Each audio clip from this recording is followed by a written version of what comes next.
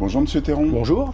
Comment analysez-vous globalement les tests proposés pour ce 40e congrès du PCF ?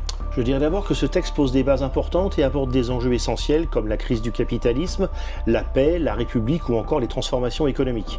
Il me semble toutefois important de souligner qu'il gagnerait encore à être davantage ancré dans la réalité vécue par les travailleurs, par les salariés.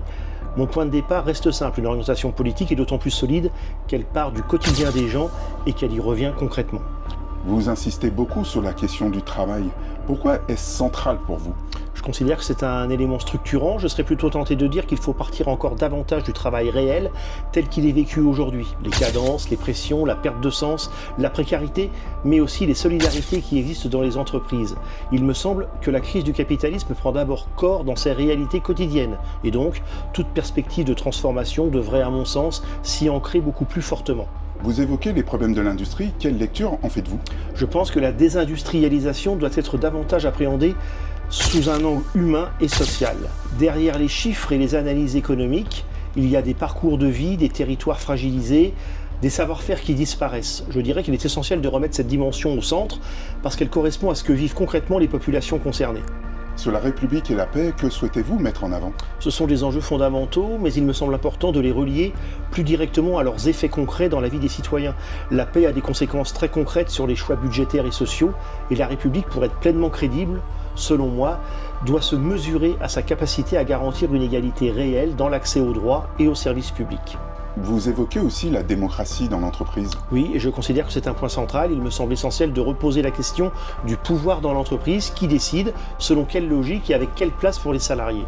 Je suis convaincu que la transformation sociale passe aussi par une plus grande capacité d'intervention des salariés dans les choix économiques qui les concernent directement. Sur l'organisation du parti, votre regard n'était pas un peu extérieur ? Vous n'avez adhéré que récemment. Cela peut-il apparaître comme une posture un peu téméraire ?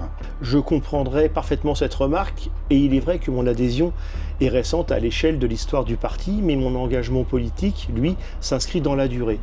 Cela pourrait effectivement apparaître au premier regard comme une forme de témérité de donner un avis sur l'organisation interne du parti, mais en y réfléchissant, je pense que ce qui compte avant tout, ce n'est pas l'ancienneté en tant que telle, mais la capacité à se confronter aux réalités du terrain et aux attentes des travailleurs et des salariés.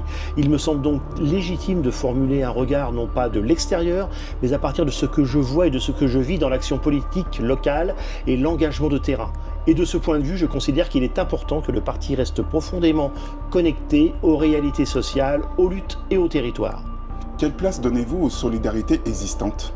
Je pense qu'elles sont souvent sous-estimées. Il existe déjà de nombreuses solidarités dans les entreprises, les syndicats, les services publics et les territoires. Je dirais qu'elles constituent des points d'appui essentiels car elles montrent que les résistances et des dynamiques collectives existent déjà malgré les difficultés.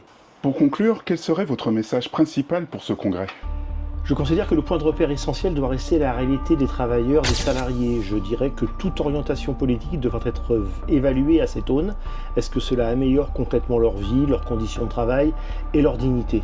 Il me semble que c'est ce lien permanent au réel qui doit guider les réflexions et les choix de ce congrès. Merci M. Théron. Merci à vous.